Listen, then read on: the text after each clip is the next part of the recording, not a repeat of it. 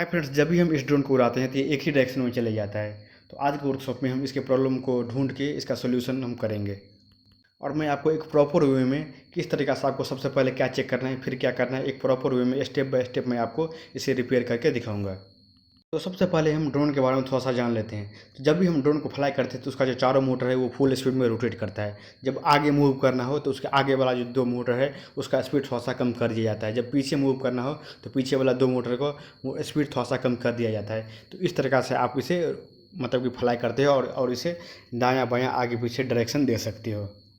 तो जब भी हम इस ड्रोन को फ्लाई करते हैं तो एक ही डायरेक्शन में जाता है। जिस डायरेक्शन में जा रहा है उस डायरेक्शन में जो मोटर लगा हुआ है वहाँ पे आपको हमें चेक करना है। या तो उसका गियर ख़राब होगा, या फिर मोटर नहीं रोटेट कर रहा होगा, मोटर जल गया होगा, या फिर पावर सप्लाई नहीं आ रहा होगा, या फिर उसका वायर जल गया होगा, या फिर सर्किट में कोई प्रॉब्लम हो सकता है। तो चलिए मैं आपको चेक करके इसे बताता हूँ।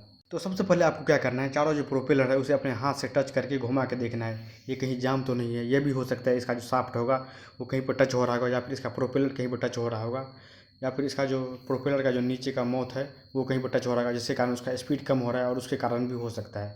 तो हम क्या करेंगे, सबसे पहले इसे हम ऑन कर देते हैं और घुमा के देखते हैं कि कौन से मोटर में प्रॉब्लम है। यहाँ पे आप देख सकते हो ये जो दोनों आगे का मोटर है वो अच्छे से वर्क कर रहा है, मतलब कि अपने फुल स्पीड में घूम रहा है। अभी आप देख सकते हो ये तीन जो मोटर है वो अच्छे से वर्क कर रहा है, और चौथा जो है ये घूम नहीं रहा है, थोड़ा सा घूमता है फिर बंद हो जाता है। ये हो सकता है ये कहीं पर टच हो रहा होगा, या फिर मोटर जाम हो रहा होगा, या फिर इसमें प्रॉपर वोल्टेज सप्लाई नहीं आ रहा होगा।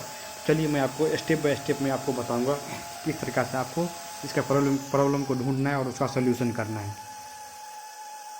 लेकिन उससे पहले मैं आपको इसमें थोड़ा सा फोर्स डाल के, मतलब कि इसे रिमोट कंट्रोल से इसे कंट्रोल करके मैं आपको दिखाता हूँ। देखिए, जब हम इसे ऊपर की ओर करते हैं तो ये आगे से उठता है, और पीछे का जो एक मोटर नहीं चल रहा है, जिसके कारण ये पीछे का जो है वो उस पर फोर्स नहीं लगा पा रहा है, इसलिए ये नहीं उड़ पा रहा है। तो ये जो मोटर है इसे हमें ओपन करके देखना होगा।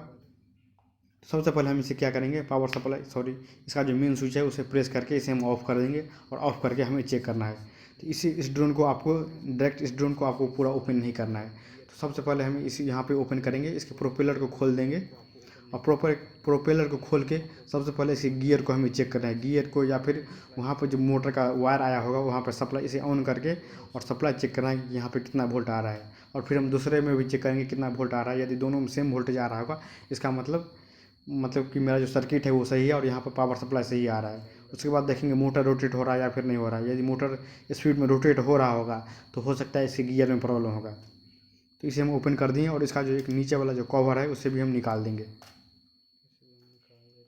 तो इस कवर को निकालने के बाद आपको ये जो मोटर है, मोटर का साफ्ट दिखेगा। सॉरी, यहाँ तो इसका साफ्ट नहीं दिख रहा है, लेकिन यहाँ पे जो गियर है एक, वो गियर दिख रहा है। यहाँ पर टोटल दो गियर होना चाहिए एक मोटर में। एक यहाँ पे जो एक मोटर लगा हुआ है, मोटर में एक छोटा सा गियर होना चाहिए, और जो प्रोपेलर में लगता है वो बड़ा वाला गियर होना चाहिए। तो अब यहाँ पे आपको दो गियर देखने को मिलेगा। एक मोटर में डायरेक्ट छोटा सा गियर लगा हुआ रहता है, और एक बड़ा वाला गियर लगा हुआ रहता है जो कि प्रोपेलर में लगता है। इसका मैकेनिज्म ये है कि यदि मोटर एक बार रोटेट करेगा तो ये जो बड़ा वाला है वो लगभग 20, 25, 30 या फिर 70, 80 बार भी रोटेट कर सकता है। ये इसके साइज़ पे डिपेंड करता है। और यहाँ पे आप देख सकते हो ये जो छोटा वाला गियर है उसका जो टिथ है वो टूट गया है।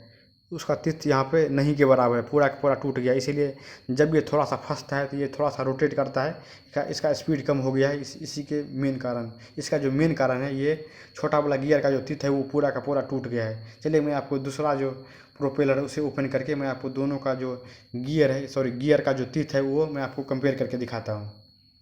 ये यहाँ पे दो गियर लगाने का मेन मैकेनिज्म ये रहता है, यदि मोटर एक बार रोटेट किया तो इसका जो प्रोपेलर है लगभग 70, 80 बार रोटेट करेगा, जिसके कारण इसका स्पीड बहुत ही बढ़ जाता है। ये डिपेंड करता है कि कितना बार आप गियर लगा रहे हो, उस हिसाब से इसका स्पीड तय होता है। तो यहाँ पे आप देखो ये छोटा वाला गियर है उसमें पूरा दांत निकला हुआ है, और बड़ा वाला में भी दांत निकला हुआ है, जो कि आपस में टच रहता है। और जब एक एक मोटर रोटेट करता है तो ये बड़ा वाला गियर भी इस तरीक़ा से रोटेट करता है, इस तरीक़ा से घूमता है, आप देख सकते हो। चलिए मैं आपको उसमें दिखाता हूँ। इसका जो छोटा वाला गियर है, इसका जो दांत है टिथ, वो पूरा का पूरा टूट गया है, जिसके कारण ये सही से रोटेट नहीं कर पा रहा है। देख सकते हो इसका दांत टूट गया है। तो जब अभी तो ये रोटेट कर रहा है, जब हम इसे धीरे धीरे रोटेट करते हैं, जब जब ये फुल स्पीड में रोटेट करता है और इसमें प्रोपेलर लगा हुआ रहता है तो इस पर कुछ फोर्स पड़ता है, जिसके कारण इसका जो टिथ टूट गया है, जिसके कारण ये सही से रोटेट नहीं कर पा रहा है, बहुत ही कम स्पीड में रोटेट करता है। तो इसका मेन कारण यही है।